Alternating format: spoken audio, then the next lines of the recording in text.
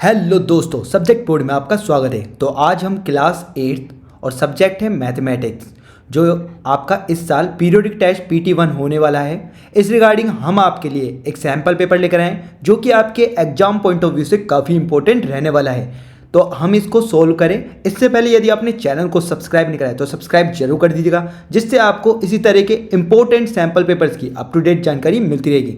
हाँ, ये कर लो पहले। तो दोस्तों, अब हम इस सैम्पल पेपर को सोल्व करना शुरू करते हैं। देखो, इसमें सेक्शन बाय सेक्शन हम सोल्व करते हैं। इसमें 4 सेक्शन होंगे, section A, section B, section C and section D. तो हम इसको सेक्शन वाइज सोल्व करना शुरू करते हैं। तो देखिए, सेक्शन ए, देखो फर्स्ट क्वेश्चन है रेसिप्रोकल ऑफ -17/5 इज। ठीक है, तो देखो 17/5 रेसिप्रोकल करना है इसका, तो उल्टा कर दो इसको। जैसे ये लिख रखा है ना 17/5, इसको उल्टा कर दो। इसको क्या कर दूंगा 5/17, मतलब जो इसका न्यूमरेटर है उसको डिनोमिनेटर की जगह रख देना और डिनोमिनेटर को न्यूमरेटर की जगह। ठीक है, और negative sign as it is रहेगा। ठीक है, तो इसको ऐसे लिख देंगे -5/17। ये इसका आंसर है, रेसिप्रोकल हो गया इसका। ठीक है, इसके बाद देखो नेक्स्ट क्वेश्चन है, इसमें लिख रखा है value of x in the equation. देखो इक्वेशन आपको इस तरह दे रखी है। देखो 3x - 2 = 7 ये दे रखा है। अब देखो मैं क्या करूँगा 3x = 7। अभी देखो -2 है ना, इधर जाएगा तो +2 हो जाएगा। ठीक है, 3x = 2। अभी 7 और 2 कितना होता है 9। ठीक है, तो x बराबर कितना आ गया 9 अपॉन, और ये 3x के साथ मल्टीप्लाई में ना तो नीचे चल जाएगा। अभी 3 × 3 3 3 × 9, तो x की वैल्यू कितनी आ गई 3। तो ये इसका आंसर होगा। ठीक है, अब देखते हैं नेक्स्ट क्वेश्चन। तो नेक्स्ट क्वेश्चन है आपके पास the sum of exterior angles of a polygon. देखो sum of exterior angle of a polygon, कोई सा भी पॉलीगन हो, चाहे ट्रायंगल हो, चाहे क्वाड्रिलेटरल हो, चाहे पेंटागन हो, चाहे हेक्सागन हो, सभी का सम क्या होता है एक्सटीरियर एंगल का 360 डिग्री। ठीक है, ये फैक्ट है, याद रखना। ठीक है, उसके बाद है name the polygon having 5 side. 5 side वाले को क्या बोलते हैं हम पेंटागन। ठीक है, तो यहाँ लिख लेना पेंटागन। ओके, 8 साइड वाले को क्या बोलते हैं हम ऑक्टागन। ऑक्टागन। ठीक है, ये हो जाएगा। अब देखते हैं नेक्स्ट। देखो सेक्शन ए तो हमारा कंप्लीट हो गया। अब सेक्शन बी देखते हैं। तो सेक्शन बी का फर्स्ट क्वेश्चन है हमारे पास। देखो the measure of 2 adjacent angle of a parallelogram are in the ratio 2:3। ठीक है, find each of the angles of a parallelogram. ठीक है, देखो सबसे पहले पैरेललोग्राम बनाते हैं हम। देखो पैरेललोग्राम बनाते हैं। देखो इस तरह से पैरेललोग्राम, ये हो गया हमारा ये पैरेललोग्राम। ठीक है, अब देखो पैरेललोग्राम की मैं प्रॉपर्टी आपको थोड़े बहुत बता देता हूँ कि इसके देखो अपोजिट एंगल्स क्या होते हैं, आपस में इक्वल होते हैं। ये अपोजिट एंगल्स होते हैं। इसी तरह ये वाले अपोजिट एंगल्स होते हैं, ये भी आपस में बराबर होते हैं। ठीक है, और एडजेसेंट एंगल की बात करें, या तो ये दोनों मान लो या फिर ये दोनों मान लो एडजेसेंट एंगल। ठीक है, अब मैं इसको नाम दे देता हूँ, ये A, ये B, ये C एंड ये D। ठीक है, अब देखो इसमें 2 adjacent angle of a parallelogram are in the ratio 2:3। ठीक है, अब ये एंगल A और एंगल D इन दोनों को कंसीडर कर लेते हैं। अब ध्यान रखना, ये 2 एडजेसेंट एंगल है ना, इन दोनों का एंगल का सम भी 180 डिग्री होता है। ध्यान रखना, इन दोनों का सम क्या होता है 180 डिग्री। चाहे ये दोनों लो चाहे ये दोनों लो, इनका क्या होता है सम 180 डिग्री होता है। ठीक है, तो अब देख लेते हैं। तो 2:3 है आपके पास एंगल। ठीक है, तो एंगल A और रेशो एंगल D माना ना मैंने, D, ये 2 एडजेसेंट एंगल मान लिए किस रेशो में 2:3 में। ठीक है, तो इनको ऐसे लिख लो, x की टर्म में क्या लिखोगे 2x और 3x। ठीक है, ये 2x लिख लिया और ये 3x लिख लिया। कोई भी अगर रेशो में रहता है तो उसको x के साथ कंसीडर में मान लो। इसको मैंने 2x कंसीडर कर लिया और इसको 3x कंसीडर कर लिया, क्योंकि रेशो है ना। अब x से x काट लो तो 2:3 आएगा वापस से। ठीक है, तो इसमें 2x लिख लिया, इसको 3x लिख लिया। अब हम जानते हैं कि ये जो, अगर ये देखो इस तरह से, अगर ये मैं 2 पैरेलल लाइन मानूँ और ये दोनों पैरेलल लाइन होती है और ये ट्रांसवर्सल लाइन हो गई इस तरह से, यहाँ पर तो ये दोनों एंगल देखो इस तरह से, ये A है ये D है, तो 2 ये क्या हो गए इंटीरियर एंगल हो गए। ठीक है, और इनका सम क्या होता है 180 डिग्री। तो यहाँ से हम लिख देंगे angle A plus angle D = 180 degree, और यहाँ पर प्रॉपर्टी का नाम लिख देंगे interior angle, sum of interior angle. ठीक है, तो यहाँ पे लिख देंगे अप्लाई इंटीरियर एंगल। ठीक है, अल्टरनेट इंटीरियर एंगल। ठीक है, ऐसे AIA लिख देना, आप पूरा लिख देना अल्टरनेट इंटीरियर एंगल। ठीक है, तो यहाँ पर एंगल A को क्या माना था मैंने 2x, लिख दो 2x। एंगल D को क्या माना था 3x, 3x लिख दो, और ये 180। तो यहाँ से देखो 5x 2x और 3x 5x होता है 180। तो x की वैल्यू कितनी आ गई आपके पास 180 करोगे और अपॉन 5 कर देना, ये आ जाएगा 5 3 जा 15 और 3 5 6 जा 30, ठीक है। तो 36 डिग्री आ जाएगा। अब देखो 36 डिग्री x की वैल्यू है ये आपके पास, ठीक है। ये x की वैल्यू है, मैं मिटा देता हूँ, ठीक है। ये आप पॉज करके वापस देखना चाहो तो रिवर्स कर लेना इसको वीडियो को, ठीक है। तो देखो एंगल A क्या था हमारे पास 2x था, ये तो x की वैल्यू निकली है ना। अब यहाँ पे 2 और x की वैल्यू डाल दो यहाँ पे 36, तो ये कितना आएगा 72 डिग्री, ओके। और एंगल D कितना है हमारे पास 3x, देखो 3 और x की वैल्यू कितनी है आपके पास 36, तो इसको इंटू कर लो आप, तो 6 3 18, 1 और 3 3 और 1 10, 108 डिग्री आ जाएगा। अब सुनो एंगल A इक्वल है किसके एंगल C के, मैंने बताया था अपोजिट एंगल्स इक्वल होते पैरेललोग्राम में एंगल C, और ये क्या आ जाएंगे एंगल A, क्योंकि हमको सारे एंगल फाइंड आउट करने हैं ना। एंगल A बराबर एंगल C और ये 72 डिग्री, ठीक है। यहाँ पे लिख देना अपोजिट एंगल्स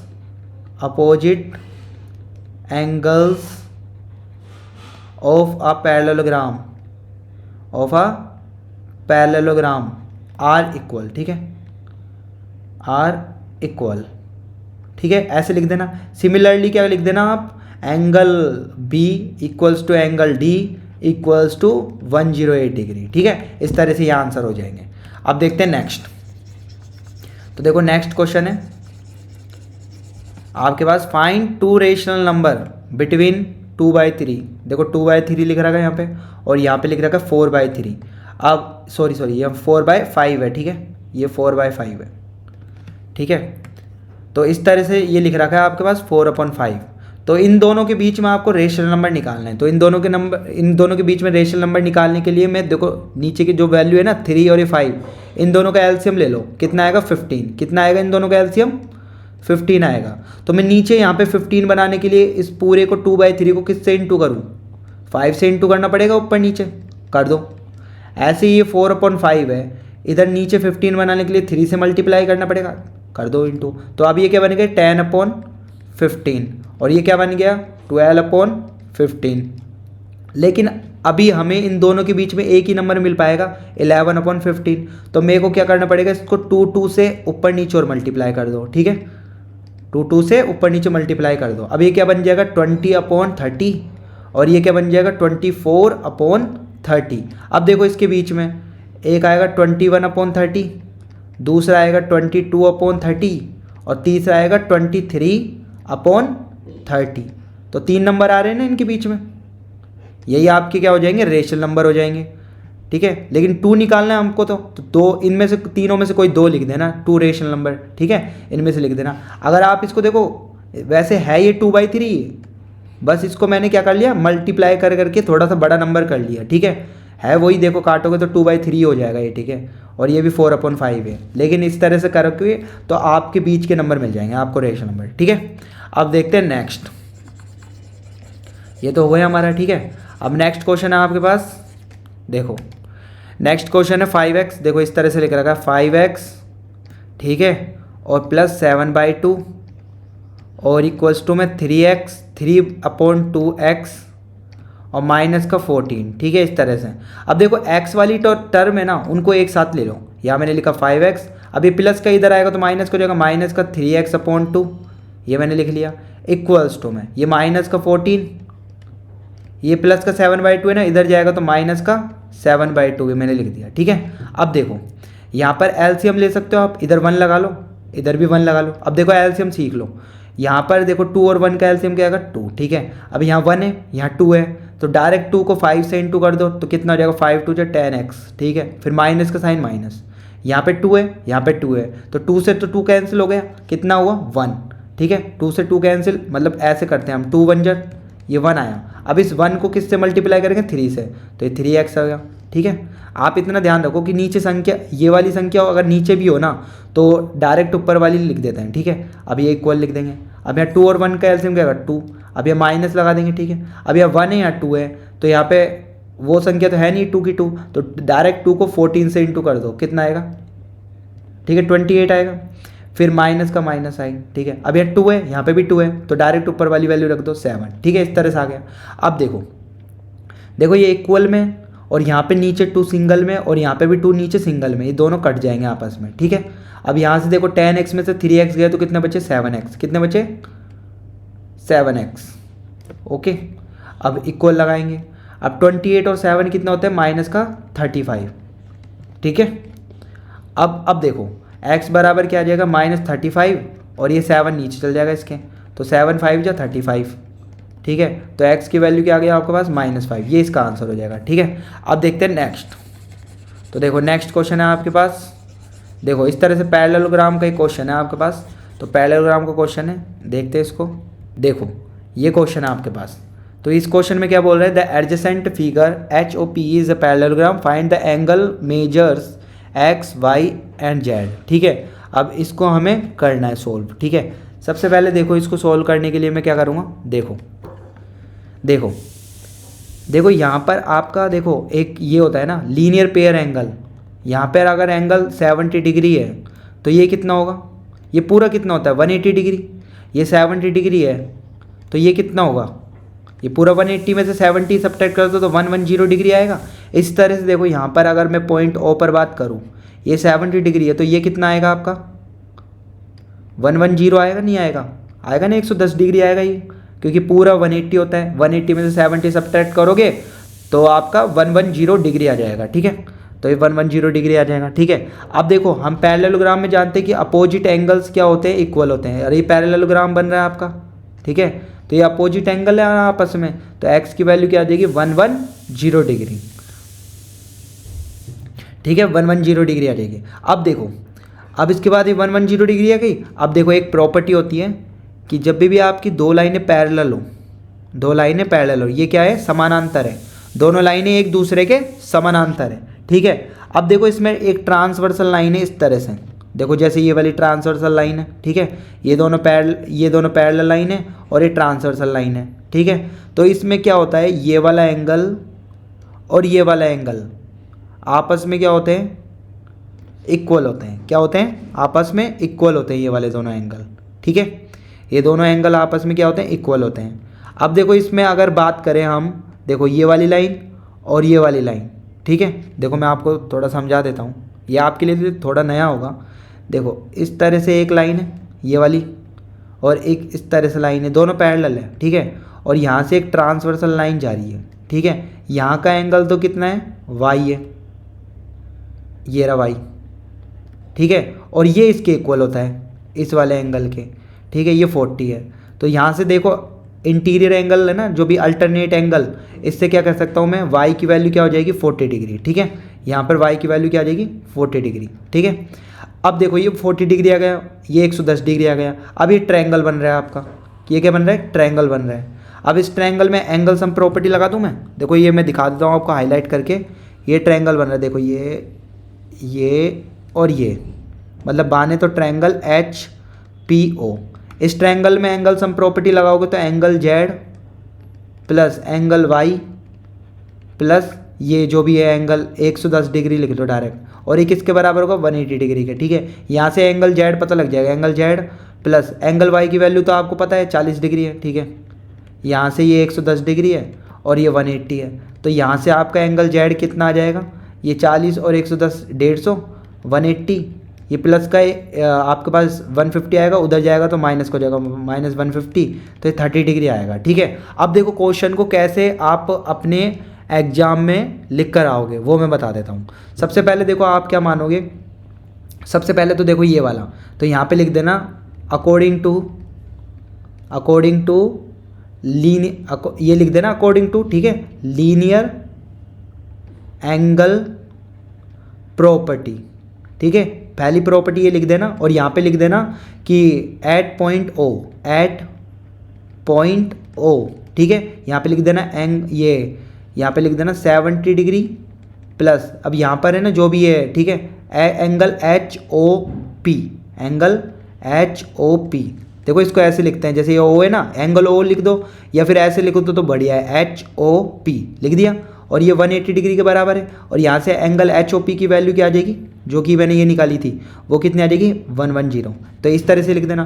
फिर इसके बाद x बराबर क्या लिख देना आप, एंगल HOP, और ये बराबर लिख देना आप 110 डिग्री, और यहाँ पे लिख देना opposite angle of a parallelogram equal, opposite angles of a parallelogram equal, ठीक है, ये लिख लेना आप यहाँ पर, ये लिख दिया आपने इसके इक्वल। फिर इसके बाद यहाँ पर है ना ये वाला अगर आपको y बताना है तो यहाँ पर ये वाला डायग्राम बना देना और यहाँ पे लिख देना alternate angle property, angle property, और यहाँ से बता देना y बराबर 40 डिग्री, ठीक है। और उसके बाद ये वाला बता ही दोगे आप इस तरह से, ठीक है। यहाँ पे लिख देना angle sum property, angle sum property, ठीक है, इस तरह से लिख देना। तो फर्स्ट पे आपका ये रहेगा, ठीक है, इस तरह से, सेकंड पे आपका ये रहेगा और थर्ड पे ये रहेगा। और फिर एंड में आंसर कैसे लिखोगे, x बराबर आपका कितना आया, x कितना आया 110 110, और y बराबर क्या है आपका 40 डिग्री, और z बराबर क्या है 30 डिग्री, ऐसे लिख देना एंड में, ठीक है। इस तरह से आपका एग्जामिनर एक भी नंबर नहीं काटेगा, पूरे के पूरे नंबर दे देगा आपको, ठीक है। अब देखते हैं नेक्स्ट। तो देखो सेक्शन बी हमारा कंप्लीट हो गया, अब हम सेक्शन सी की तरफ बढ़ते हैं दोस्तों, ठीक है। तो यहाँ पर ये आपका क्वेश्चन है, देखो इसको डायरेक्ट मल्टीप्लाई नहीं करना है, इस क्वेश्चन में आपको प्रॉपर्टी का यूज करके करना है। इसको 2/5 लिखा इंटू -3/7 लिखा, -1/14 लिखा, और -3/7 लिखा, और इंटू 3/5 लिखा। अब देखो इसमें क्या करना होता है, देखो मल्टीप्लाई वाला है ना जो भी, देखो ध्यान रखना है इस क्वेश्चन में, देखो आपका प्लस या माइनस से टर्म अलग होती है, टर्म्स अलग होती है, अभी बताऊंगा क्या होती है, टर्म्स अलग होती है, इनटू और डिवाइड से नहीं होती, ठीक है। इतना आपने दिमाग में रखो और इसी को लेके चलो, ये क्वेश्चन बड़ा आसान हो जाएगा। देखो ये आपकी एक टर्म हुई, इसमें प्लस माइनस नहीं आ रहा ना, बीच में नहीं आ रहा, इधर तो आ रहा है कोई दिक्कत नहीं, बीच में नहीं आ रहा, ठीक है। अब इधर देखो, इधर इनटू एक साथ आ रहे हैं, तो ये आपकी एक टर्म हो गई और ये एक टर्म हो गई। इधर कितनी टर्म है, एक टर्म ये, दूसरी टर्म ये, तीसरी टर्म ये, ठीक है। अब देखो फर्स्ट टर्म, सेकंड टर्म और थर्ड टर्म, फर्स्ट और थर्ड टर्म में से ये चीज़ कॉमन है, देखो 3/7, यहाँ पर भी 3/7 है, ठीक है, यहाँ पे भी 3/7, यहाँ पे भी 3/7, ठीक है। तो मैं इन टर्म को एक साथ लिख लेता हूँ, मैं क्या करता हूँ 2/5 लिखता हूँ, इनटू में -3/7, और इसको अब एक साथ लिख लो, यहाँ पे लिख लो माइनस का 3/7 और इनटू में 3/5, ये लिख लिया। और ये क्या बच्चा -1/14, इसको यहाँ पे लिख लो, लिख लिया मैंने। टर्म को एक्सचेंज करने मतलब बदल दिया, तो ये कौन सी प्रॉपर्टी होती है, कम्यूटेटिव प्रॉपर्टी। तो यहाँ पे लिख देना बाय अप्लाइंग कम्यूटेटिव प्रॉपर्टी, तो यहाँ पे लिख देना कम्यूटेटिव प्रॉपर्टी, ठीक है, ठीक है, बाय कम्यूटेटिव प्रॉपर्टी, ठीक है, ये अप्लाई कर दिया हमने। अब देखो यहाँ 3/7 है माइनस का, और यहाँ पे भी माइनस का 3/7 है, ठीक है, दोनों जगह, इसमें भी है और इसमें भी है, ठीक है, दोनों में। अब देखो मैं क्या करूँगा, 3/7 को कॉमन ले लो, 3/7 को क्या ले लो, कॉमन ले लो। तो देखो मैं कॉमन ले लेता हूँ, मैंने ले लिया 3/7 को कॉमन ले लिया, ठीक है, माइनस का 3/7 कॉमन ले लिया मैंने।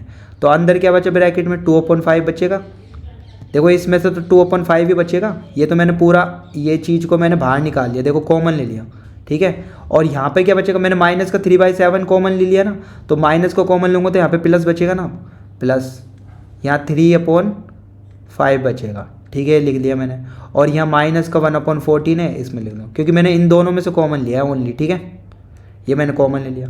अब देखो यहाँ पर मैं क्या कर दूंगा, यहाँ पे अप्लाई कर दूंगा डिस्ट्रीब्यूटिव प्रॉपर्टी, डिस्ट्रीब्यूटिव प्रॉपर्टी, ठीक है, मल्टीप्लाई वाले में डिस्ट्रीब्यूटिव प्रॉपर्टी हो जाती है, ठीक है। तो यहाँ लिख दूंगा -3/7, ठीक है। अब अंदर का सोल्व कर लो, यहाँ पे 5 एलसीएम आ जाएगा आपका, और ऊपर का 2 और 3 5 हो जाएगा एलसीएम लोगे तो, और यह माइनस का 1/14, ठीक है, 5 से तो 5 कट जाएगा, 1 आ जाएगा। यहाँ पे क्या बचेगा, माइनस का 3/7 और ये माइनस का 1/14, ठीक है, क्योंकि ये 1 बचेगा, 1 इंटू करेंगे तो वही मर्ज हो जाएगा, 3 में ही मर्ज हो जाएगा 1, ठीक है, इस तरह से। अब देखो इसको आप पोंछ करके ऊपर वाला उतार लेना, मैं ऊपर का मिटा रहा हूँ, ठीक है। अब देखो ये मैंने एलसीएम कितना लिया है, 3, चलो पहले मैं लिख देता हूँ पूरा, 3/7 और माइनस का 1/14। अभी एलसीएम लोगे तो 14 आएगा। अब देखो 14 में, देखो 14 ऐसे कर लिया करो, नीचे जो 7 है ना इसमें 7 डिवाइड कर लो, 7 2 जो कितना होगा 14। अभी 2 बार गया, इस 2 को 3 से मल्टीप्लाई कर दो, 3 2 जो कितना हो जाएगा 6, ठीक है। अब माइनस माइनस, अब 14 में 14 का डिवाइड करोगे तो कितना आएगा 1 आएगा, और 1 को डायरेक्ट 1 से इंटू करोगे तो कितना आ जाएगा, 1 आ जाएगा। ठीक है, जब भी तो मैं बोलता हूँ 14 अगर नीचे है और 14 यहाँ पर भी है तो डायरेक्ट ऊपर वाली संख्या लिख दो। यहाँ पे 7 है और 14 है तो पहले इसमें डिवाइड करो, 2 आएगा, और 2 को फिर 3 से मल्टीप्लाई करो तो ये आ जाएगा। तो ये क्या आ जाएगा, -7/14। ठीक है, अब इसको कैंसिल आउट कर लो, 7 1 7, 7 2 14, तो आंसर क्या आ जाएगा, -1/2। तो इसका आंसर क्या आ जाएगा, -1/2। ओके, अब देखते हैं नेक्स्ट क्वेश्चन।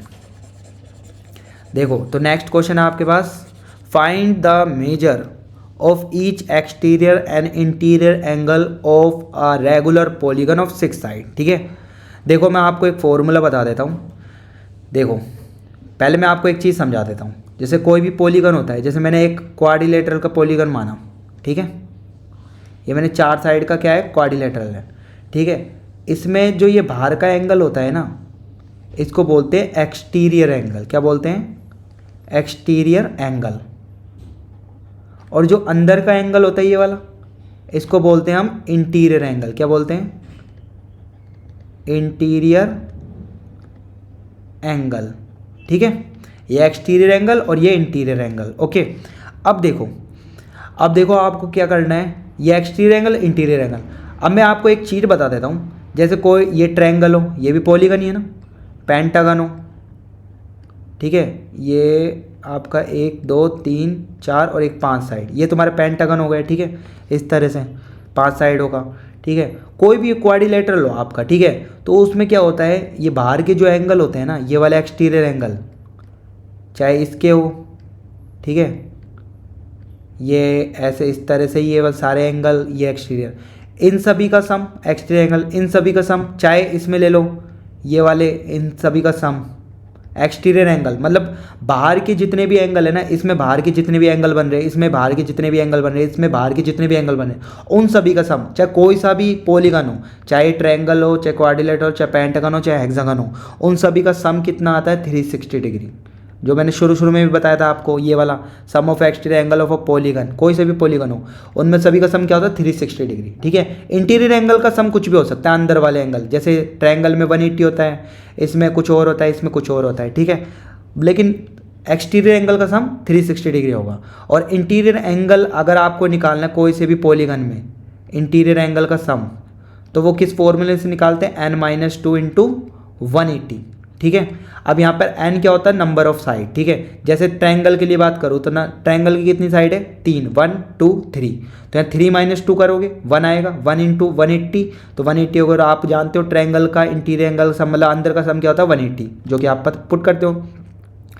ऐसी क्वाड्रिलेटरल की बात करें तो नंबर ऑफ साइड कितनी है, 1 2 3 एंड 4, तो यहाँ पे 4 पुट करना, 4 - 2 तो मतलब 2 आएगा, 2 इंटू 180 करना, 360 आ जाएगा। और इन सभी का सम कितना होता है, 360 होता है अंदर का, आपको पता है क्वाड्रिलेटरल।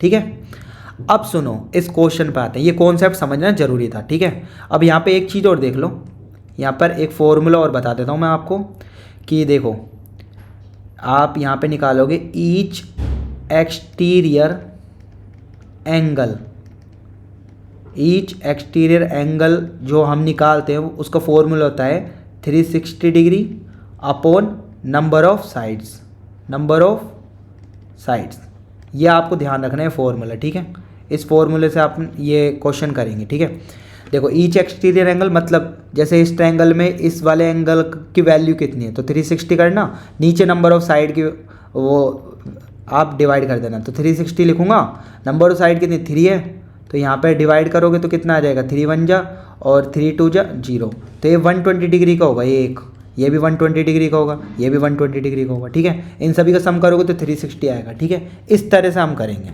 अब देखो अब क्वेश्चन क्या है, अब दिखा देता हूँ मैं आपको, अब करते हैं इस क्वेश्चन को। ठीक है, जो कॉन्सेप्ट बताया वो आप अपनी अलग से कॉपी में भी लिख सकते हो। ठीक है, काम की चीज़ है वो। अब देखो ये क्वेश्चन है आपका, find the measure of each exterior and interior angle of regular polygon of 6 side. देखो 6 साइड है, ये वाला फॉर्मूला अप्लाई कर दो। ईच एक्सटीरियर एंगल निकालना है, तो ईच एक्सटीरियर एंगल निकालने के लिए मैं ये वाला फॉर्मूला अप्लाई करूँगा, ईच एक्सटीरियर एंगल लिख देंगे, इक्वल लिख लेंगे, 360 लिखेंगे, और नीचे कितना आ जाएगा, नंबर ऑफ साइड कितनी 6, कर दो डिवाइड, 6 6 जा कितना होता है 36, 60 डिग्री आ जाएगा। देखो एक्सटीरियर एंगल की वैल्यू तो 60 डिग्री आ गई। अब इंटीरियर एंगल निकालना है, तो इंटीरियर एंगल कैसे निकालेंगे, interior angle, each interior angle जो होगा, ईच इंटीरियर एंगल निकालने के लिए क्या करेंगे, 180 डिग्री में से माइनस कर देंगे 60 डिग्री को, ठीक है। तो ये कितना आ जाएगा, 120 डिग्री, ठीक है।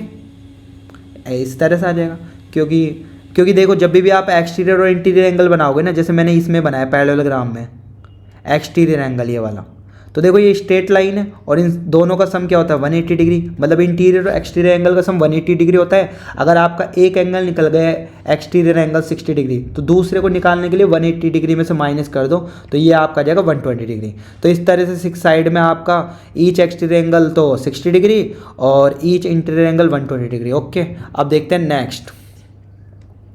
तो नेक्स्ट क्वेश्चन देखते हैं, देखिए नेक्स्ट क्वेश्चन देखते हैं हम। देखो हाउ मैनी साइड्स, इसमें क्या लिख रखा है, हाउ मैनी साइड्स, ठीक है। इसमें आपका लिख रखा है how many sides does a regular polygon have if each of its interior angle is 165 degree. आपको साइड्स निकालनी है और आपको ये दे रखा है each of its interior angle 165। देखो मैंने आपको बताया था कि इंटीरियर एंगल और एक्सटीरियर एंगल इन दोनों का सम क्या होता है, 180 डिग्री का। तो सबसे पहले तो मैं ना ईच एक्सटीरियर एंगल निकालने के लिए 180 डिग्री में से ये जो आपको 165 दे रखा है ना, इसको सब्ट्रैक्ट कर दूंगा, तो हमारा क्या निकल के आ जाएगा, ये 15 डिग्री। ये आपका एक्सटीरियर एंगल निकल कर आ गया, ठीक है। ये क्या निकल के आ गया, आपका एक्सटीरियर एंगल निकल के आ गया। ओके, अब देखो, अब आपको साइड्स बतानी है तो ये वाला फॉर्मूला लगा लो, क्योंकि आपका ईच एक्सटीरियर एंगल तो आ गया 15, ठीक है। तो यहाँ पे 15 पुट करना इक्वल्स टू में 360 डिग्री लिखना, और यहाँ पे क्या लिख दूंगा मैं, नंबर ऑफ साइड मतलब n, ठीक है। अब n को यहाँ पे भेजना, 15 को यहाँ भेज दो, तो n बराबर नंबर ऑफ साइड बराबर ये जाएगा 360 अपॉन 15। अब इस 15 का डिवाइड कर लो, 15 2 जा 30 और यहाँ पे कितना बचेगा 6 0, 15 4 जा 60, ठीक है। तो साइड्स कितनी आ जाएगी आपकी, 24 साइड्स। तो ये इसका आंसर होगा। ओके, अब देखते हैं next. The given pie chart दे रखा है आपको एक्सपेंडिचर का on various item and saving of family during a month, ठीक है। फर्स्ट क्वेश्चन है आपका on which item the expenditure was maximum. देखो इस तरह से एक्सपेंडिचर दे रखा है, इसमें मैक्सिमम कौन सा है आपका, देखो फर्स्ट का आंसर लिख देंगे। इसमें मैक्सिमम देखो कौन सा है, ये 10 है, 15 है, 25 ये वाला है, ठीक है, फूड का। तो यहाँ पे लिख देंगे मैक्सिमम किसका है, फूड का। आंसर हो गया पहले का। सेकंड वाला देखो, the expenditure on which item is equal to the total saving of the family.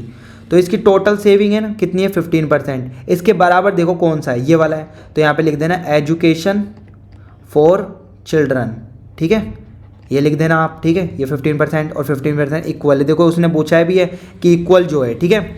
Next question है आपका थर्ड वाला। तो देखो थर्ड वाला कर लेते हैं। थर्ड वाला क्वेश्चन है आपके पास, इसमें लिख रखा है if the monthly saving of the family, if the monthly saving of the family is 3000 rupees, what is the monthly expenditure on cloth. देखो मंथली सेविंग आपका इस पाई चार्ट में कितना दे रखा है, 15%, ठीक है। और इसमें जो सेविंग दे रखा है वो 3000, मतलब 15% और 3000 ये दोनों मतलब एक जैसे ही हैं, लेकिन इसको परसेंटेज में दे रखा है, इसको रुपये में दे रखा है। तो सबसे पहले मैं मानूंगा उसकी जो इनिशियल जो मतलब जो भी उसकी सैलरी है ना, उसको लेट कर लूँगा। लेट जो उसकी इनकम है ना, जो उसकी इनकम है वो मैं मान लूँगा, उसकी इनकम जो भी है उसको मैं एक्स के बराबर मान लूँगा, ठीक है। अब इसका जो x के बराबर मैंने माना, एक्सपेंडिचर जो भी है ये पाई चार्ट का मैंने x बराबर मान लिया। अब इसका 15% ऑफ x वो किसके बराबर है, मतलब x का अगर मैं 15% लूँगा तो वो 3000 के बराबर आएगा। इसी को तो वो सेविंग कह रहा है, तो ये 3000 लिख दूँगा। अब देखो इसको मैं कैसे लिखता हूँ, इसको देखो 15 लिखूँगा, परसेंट का जो साइन होता है ना उसको मैं नीचे में 100 लिखता हूँ ऐसे, ठीक है।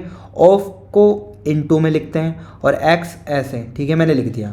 इक्वल्स टू में लिखूंगा 3000, ठीक है। अब यहाँ से x की वैल्यू निकाल लेंगे, जो उसकी इनिशियल वैल्यू रही होगी, इनिशियल जो भी उसका मतलब जो भी उसके पास रुपए होंगे वो हम लिख लेंगे, ठीक है। अब देखो यहाँ पर x बराबर क्या लिखूंगा, 3000।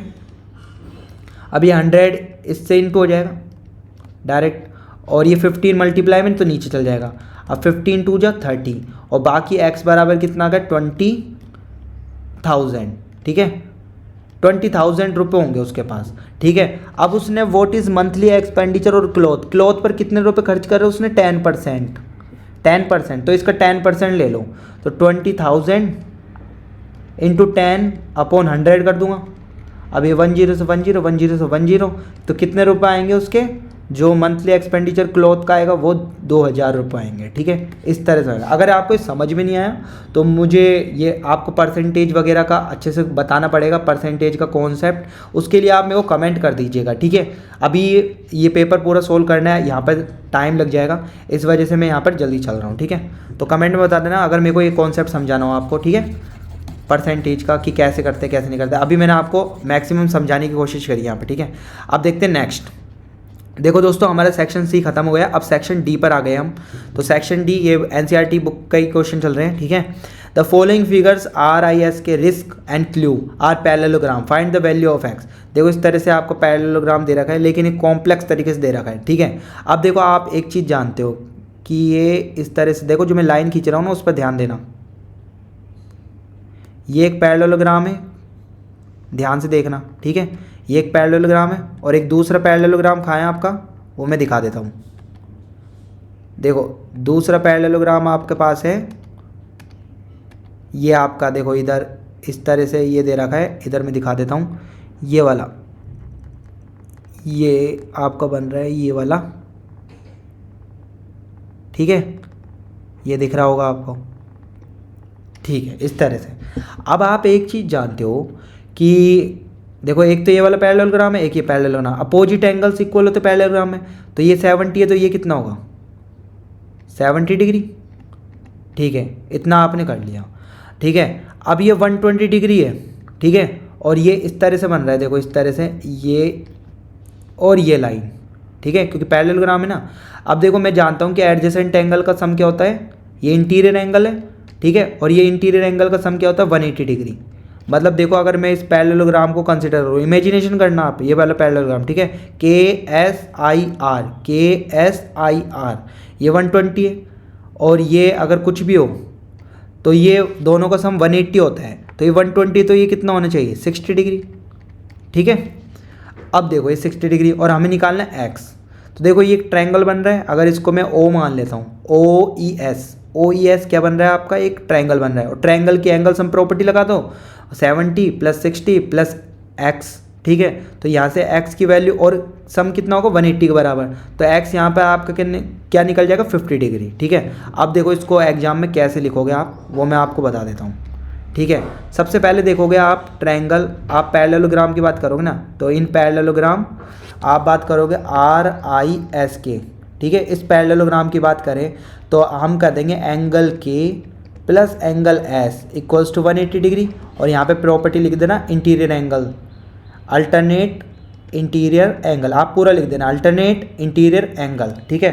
तो एंगल K की वैल्यू क्या है 120, और आपकी S की वैल्यू कितनी है, S की वैल्यू है यहाँ पर निकालना है एंगल S तो, ठीक है, और ये 180 डिग्री, तो यहाँ से एंगल S निकल जाएगा आपका 60 डिग्री, ठीक है। 180 ये 20 को ले जाना माइनस हो जाएगा, 60 डिग्री निकल जाएगा, ठीक है। अब सुनो, अब बात करते हैं पैरेललोग्राम, ये जो आपका क्लू दे रखा CLUE क्लू, इसमें आप क्या करोगे, एंगल L बराबर एंगल E बराबर 70 डिग्री, यहाँ पे लिख दोगे आप opposite angles are equal in parallelogram, ठीक है, ये मैंने लिख दिया, ठीक है, इस तरह से मैंने लिख दिया। अब देखो अब मैं क्या करूँगा, अब बात करोगे इन ट्रायंगल OES, इस ट्रायंगल में बात करें क्योंकि ये दोनों एंगल निकल गए ना, E निकल गया S निकल गया। अब यहाँ से क्या लिखूँगा, angle O plus angle E plus angle S, इस सभी का क्या होगा 180। ये कैसे लिखा मैंने, angle sum property of triangle, angle sum property of triangle, ठीक है। अब यहाँ से एंगल O की वैल्यू तो हमें निकालनी है जो कि x दे रखी है, प्लस एंगल E की वैल्यू कितनी है आपके पास 70 डिग्री, और एंगल S की वैल्यू कितनी है 60 डिग्री, ठीक है, किसके बराबर है 180, ठीक है। अब यहाँ से x बराबर कितना निकल जाएगा 180, ये कितना हो जाएगा 130, इधर ले जाओगे तो माइनस का हो जाएगा, तो इसकी वैल्यू कितनी निकल जाएगी 50 डिग्री। ये आपका आंसर होगा, इस तरह से आपको अपने एग्जाम में लिखना है, ठीक है। तो ये हो गया हमारा। अब देखते हैं नेक्स्ट क्वेश्चन। तो देखो नेक्स्ट क्वेश्चन है आपके पास, देखो पेरीमीटर ऑफ अ रेक्टेंगल दे रखा है आपको, देखो पेरीमीटर ऑफ रेक्टेंगल दे रखा है आपको 13 सेंटीमीटर। देखो पेरीमीटर ऑफ रेक्टेंगल क्या होता है, 2 इंटू एल प्लस बी, यही होता है ना, 2 इंटू एल प्लस बी। तो ये पेरीमीटर आपको किसके बराबर दे रखा है, 13, मतलब पेरीमीटर ही दे रखा है आपको 13 लिख देंगे। और यहाँ पर आपको देखो विड्थ दे रखी है 2, और ये फ्रैक्शन में दे रखा है 2, सही 2 3/4, ठीक है, ऐसे दे रखा है। तो इसको पहले मिक्स्ड फ्रैक्शन में दे रखा है, फ्रैक्शन में कन्वर्ट कर लेंगे, ठीक है, नॉर्मल फ्रैक्शन में। तो 4 2 जा 8, 8 और 3 11, तो 11/4 आ जाएगा ये। तो देखो बी की वैल्यू आपको दे रखी है, विड्थ की वैल्यू और आपको 11/4 यहाँ पे पुट कर देंगे, क्योंकि एल निकालना है ना, 2 इंटू एल करूँगा, बी की वैल्यू क्या है 11/4, और यहाँ पे इक्वल्स टू में 13। ओके, अब देखो आप कैसे करेंगे, देखो 2 यहाँ पर आप क्या ले लो, एलसीएम ले लो 4, यहाँ पे 1 मान लेना, 4 × 1 का 4 आएगा एलसीएम। अब यहाँ पे 1 है, यहाँ पे 4 है, तो 4L हो जाएगा ये, प्लस यहाँ पे 4 है, ऊपर की संख्या लिख दो 11, और यहाँ पे क्या लिख दूंगा मैं 13, ठीक है, लिख दिया मैंने। अब देखो ये मल्टीप्लाई में ना ब्रैकेट, तो ये 2 से कट जाएगा, 2 2 जा 4, तो अब क्या आ जाएगा 4L प्लस 11, और नीचे कितना आ गया 2 इक्वल्स में 13। अब ये डायरेक्ट इससे इंटू हो जाएगा, 4L लिखूंगा प्लस 11 लिखूंगा, और 13 2 जा 26। अभी क्या आ जाएगा 4L इक्वल्स टू में 26, और ये 11 इधर चल जाएगा, माइनस का 11, तो ये कितना आ जाएगा 4L इक्वल्स टू में, ये आपका ये देखो एक बार, ठीक है, अब ये कितना आ जाएगा 5 और ये 1, ठीक है 15। तो L की वैल्यू कितनी आ जाएगी आपके पास 15/4, ठीक है। अब इसको मिक्स्ड फ्रैक्शन में लिखना चाहो तो लिख दो, नहीं तो आपका आंसर यहीं पर ख़त्म हो जाता है, बस यूनिट लगा देना सेंटीमीटर, ठीक है। तो मैं आपको कर देता हूँ मिक्स्ड फ्रैक्शन में भी निकाल के दे देता हूँ, ठीक है। तो मिक्स्ड फ्रैक्शन में निकाल लेते हैं इसको, तो देखो मिक्स्ड फ्रैक्शन में निकालते हैं इसको, देखो तो मैं क्या करूँगा, यहाँ पे लिखूँगा 15, यहाँ पे लिखूँगा 4, तो 4 3 से कितना होता है 12, कितने बचे आपके पास 3, ठीक है। तो इसका आंसर क्या रहेगा 3/4, और आप लिख देना यहाँ पर सेंटीमीटर और लगा देना, ये आपकी क्या हो जाएगी लेंथ आ जाएगी, लेंथ, ठीक है। इस तरह से इसका आंसर हो जाएगा। अब देखो आपका नेक्स्ट क्वेश्चन है नंबर 1 to 10, देखो 1 लिख रखा है, 2 लिख रखा है, 3 लिख रखा है, 4 5 6 7 8 9 एंड 10, ठीक है। Separate slips kept in a box mixed well, 1 slip is, मतलब स्लिप बना रखी है इसकी 1 की 2 की 3 की, और उनको एक बॉक्स में रैंडमली, मतलब उसको ऐसे स्लिप को कर दिया, मिक्सड कर दिया है, ठीक है। 1 slip is choose from the box without looking into it, what is the probability of getting a, देखो ऐसे केस में हमको क्वेश्चन का आंसर बताना है। सबसे पहले देखो प्रोबेबिलिटी जान दो आप, प्रोबेबिलिटी ऑफ कोई भी इवेंट की, कोई भी घटना की प्रोबेबिलिटी निकाल दो, उसका फॉर्मूला क्या होता है आपका, होता है number of favourable event, number of favourable event, और या नीचे लिखेंगे upon total number of event, total number of event. अभी यहाँ पर इस क्वेश्चन के according total number of event कितने 10 है। अब इसमें फॉर्मूला अप्लाई करना है, तो देखो सबसे पहला केस क्या है, गेटिंग अ प्राइम नंबर, तो गेटिंग अ प्राइम नंबर यहाँ लिख देंगे P, और गेटिंग अ यहाँ पे लिख देना गेटिंग अ प्राइम नंबर, ठीक है, प्राइम नंबर, ठीक है, इक्वल लगाएंगे। अब देखो यहाँ पे प्राइम नंबर कौन कौन से, प्राइम नंबर वो होते हैं जो खुद की टेबल से डिवाइड हो जाए, जैसे 2 प्राइम नंबर है, ये खुद की टेबल से डिवाइड हो रहा है और 1 से हो रहा है, ठीक है, ठीक है। 1 नहीं होगा प्राइम नंबर, ध्यान रखना, 3 भी प्राइम नंबर होगा, 4 नहीं होगा प्राइम नंबर, क्योंकि देखो खुद की टेबल से भी जा रहा है, 2 से भी जा रहा है और 1 से भी जा रहा है, तो ये प्राइम नंबर नहीं होगा, ये कंपोजिट नंबर होगा, ठीक है। तो प्राइम नंबर देख लेते हैं कौन कौन से इसमें, तो देखो प्राइम नंबर कौन कौन से होंगे, तो 2 होगा, एक 3 होगा, ठीक है, और एक कौन सा होगा आपका 5 होगा, एक 7 होगा, और बस ये होंगे 4 नंबर होंगे, 2 होगा, 3 होगा, 5 होगा, 7 होगा, बाकी सारे मतलब कंपोजिट होंगे या फिर कुछ और होंगे, ठीक है। तो ये 4 नंबर होंगे, तो ऊपर लिख देंगे हम 4, और टोटल नंबर ऑफ इवेंट कितने 10, तो इसको सिंप्लीफाई कर लो, तो ये क्या क्या हो जाएगा 2 2 जा 4 और 2 5 जा 10, तो इसकी प्रोबेबिलिटी क्या आ जाएगी 2/5, पहला हो गया इसका 15 का। अब इसका सेकंड पार्ट है गेटिंग अ कंपोजिट नंबर, तो आप लिखोगे यहाँ पे P और यहाँ पे लिख लेना कंपोजिट नंबर, ठीक है, कंपोजिट नंबर इक्वल लगाएंगे। अब देखो यहाँ पे कंपोजिट नंबर कौन कौन से हैं, देखो 1 नहीं होगा, 2 नहीं होगा, 3 नहीं होगा, 4 है कंपोजिट नंबर, फिर उसके बाद 6 है कंपोजिट नंबर, फिर उसके बाद आपका 8 है कंपोजिट नंबर, फिर आपका 9 भी और 10 भी है, तो 5 है कंपोजिट नंबर, 1 2 3 4 5 कंपोजिट नंबर, और टोटल नंबर ऑफ इवेंट 10 है, तो ये इसकी प्रोबेबिलिटी कितनी आ जाएगी 1/2, ठीक है। फिर नेक्स्ट है getting a number less than 6, तो लेस देन 6 वाले कौन से हैं, देखो 6 से लेस देन कितने नंबर है, यहाँ से 1 2 3 4 5, तो 5/10 कर लेना, ये कितना आ जाएगा 1/2, ये भी 1/2 आ जाएगा।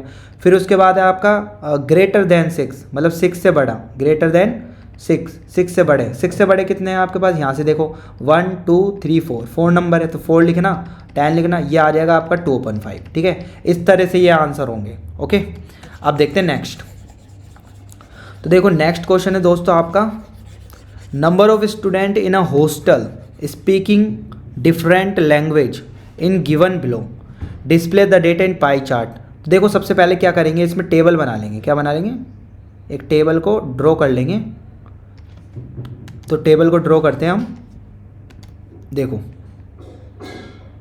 ये मैंने टेबल को ड्रॉ कर रहा हूँ इस तरह से, ठीक है। अब देखो इसमें सबसे पहला ब्लॉक है लैंग्वेज का, हम लिख देंगे लैंग्वेज।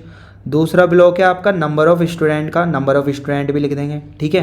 तो यहाँ पर हम लिखेंगे, देखो ऐसे, यहाँ पे तो लिखेंगे लैंग्वेज, पूरा लिख लेना आप लैंग्वेज, ठीक है। फिर है number of student, number of students, ठीक है, ये लिख देंगे हम, ठीक है। उसके बाद यहाँ पे लिखेंगे सेंट्रल एंगल, क्या लिखेंगे, सेंट्रल एंगल, यही चीज़ इंपॉर्टेंट है। देखो लैंग्वेज तो आप यहाँ लिख देना हिंदी, ठीक है, यहाँ पे लिख देना इंग्लिश, यहाँ पे लिख देना मराठी, यहाँ पे लिख देना तमिल, यहाँ पे बंगाली, ठीक है। ये हम लाइन खींच देते हैं इस तरह से, और ये इस तरह से, और ये इस तरह से। अब हिंदी के कितने स्टूडेंट्स हैं, 40, इसके 12 है, इसके 9 है, मराठी के इसके 7 है, और इसके 4 है, और टोटल नंबर ऑफ स्टूडेंट्स कितने हैं, टोटल इसका टोटल कितना है, ये है आपका 72, ठीक है। अब देखो सेंट्रल एंगल निकालने के लिए मैं जब भी क्या करता हूँ, मैं क्या करूँगा 40 देखो 40 लिखूँगा, पहले तो हिंदी के लिए सेंट्रल एंगल निकालना है तो 40 लिखूँगा, नीचे इनका टोटल लिखूँगा 72, और यहाँ पर किससे इंटू करूँगा 360 से, ठीक है। ऐसे ही सभी में करना है, तो मैं यहाँ पर सभी में क्या करूँगा 40, ये अब इसमें क्या लिखूँगा इंग्लिश का, ऊपर 12 आएगा, नीचे कितना लिखूँगा टोटल 72, और इसको 360 डिग्री से मल्टीप्लाई कर दूँगा। ऐसे ये वाला 9/72, और इसको 360 डिग्री से मल्टीप्लाई, ऐसे ये 7, ये 72, ठीक है, और इसको 360 डिग्री से मल्टीप्लाई, ऐसे ये वाला 4 या 72, और इसको 360 डिग्री से मल्टीप्लाई। अब देखो इसके एंगल्स निकाल लेते हैं। तो देखो 72 को 360 से डिवाइड करोगे तो 5 टाइम ये हो जाएगा, ठीक है। कितनी बार जाएगा, 5 टाइम जाएगा, ठीक है। अब देखो इसको 5 टाइम तो ये गया, ठीक है, ये मैं कलर चूज कर लेता हूँ, 5 टाइम का है ये, ठीक है, 5 टाइम। 5 को 40 से इंटू करोगे तो 200 डिग्री आ जाएगा, ये आ गया आपका 200 डिग्री। उसके बाद ये 72 को ये 5 टाइम कटेगा, देखो काट के देख लेना आप, ठीक है। तो ये 5 को 12 5 जा 60 डिग्री आ गया, इसको 5 से कर दो 945, ये 45 डिग्री आ गया, ठीक है। इसको 5 से कर दो, ये 35 डिग्री आ जाएगा, 9 5, ठीक है, ये 35 डिग्री आ गया आपका। फिर इसको 5 से डिवाइड कर दो तो ये कितना आ जाएगा 20 डिग्री। तो इस तरह से ये एंगल्स आ गए आपके सेंट्रल एंगल्स, ठीक है। ये सेंट्रल एंगल चाहे इनका सभी का ऐड करके देख लो आप 360 आएगा, ठीक है। ये 2, ये देखो 0 0 5 और 5 10, 0 1 कैरी हुआ, फिर 6 7 7 और 4 11 11 3 14 और 2 16 6 16 1 कैरी हो, 1 और 2 3, हाँ 360 डिग्री आ रहा है इन सभी का सम करने पर, ठीक है। अब इसको पाई चार्ट बनाना है, तो पाई चार्ट बनाने के लिए मैं क्या करूँगा, सबसे पहले देखो मैं एक पॉइंट मानता हूँ, ठीक है, और कितने भी रेडियस का तुम है ना एक इस तरह से सर्कल ड्रॉ कर देना, ठीक है, कर दिया ड्रॉ। अब यहाँ पर एक लाइन हॉरिजॉन्टल खींच देना, खींच दी, ठीक है। अब उसके बाद है ना आपको सबसे पहले देखो क्या बनाना है, 200 डिग्री बनाना है। तो मैं 200 डिग्री बनाने के लिए सबसे पहले क्या करता हूँ, यहाँ पर है ना एक लाइन सीधी की सीधी इससे है ना बिल्कुल सीधी सीधी बना दो इसकी तरह। तो ये तो क्या होगा 180 डिग्री, ठीक है, और 20 डिग्री और बना दो यहाँ पे। अब 20 डिग्री बनाने के लिए क्या लोगे, डी ले लेना, ठीक है। डी ले लेना और डी से तुम 20 डिग्री यहाँ से बना देना, ठीक है। यहाँ पर अपना वो डी रखना और यहाँ से 20 डिग्री बना देना, ठीक है। अब ये लाइन मिटा देना, ठीक है। और ये पूरा कितना हो जाएगा, ये 180 तो तुमने पहले ही बनाया था ये सीधा सीधा, और ये 20 तो ये कितना हो जाएगा 200 डिग्री, ये 200 डिग्री हो गया। अब ये तो बन गया पहला वाला, ठीक है, हिंदी का बन गया ये। उसके बाद 60 डिग्री इंग्लिश का बनाना है, तो यहाँ पे आप डी लगाना, डी की यहाँ पे उसमें मेजर कर लेना, ये 60 डिग्री आ जाएगा आपका, ठीक है। उसके बाद आपको 45 डिग्री का मैथ का बनाना है, यहाँ पे डी रखना और यहाँ पे 45 डिग्री का ये बन जाएगा आपका, ठीक है। इस तरह से 35 ये आपका क्या हो गया, ये मैथ का हो गया, ये इंग्लिश का हो गया। इसके बाद आपका ये टी तमिल का बनाने के लिए 35 यहाँ पे डी लगाना, देखो डी यहाँ पे लाइन होती है ना डी में, यहाँ पे फिट कर लेना और यहाँ से आपका 35 डिग्री आ जाएगा और ये जो बचा आपका वो 20 डिग्री हो जाएगा। इस तरह से पाई चार्ट में आप बना सकते हो, ठीक है।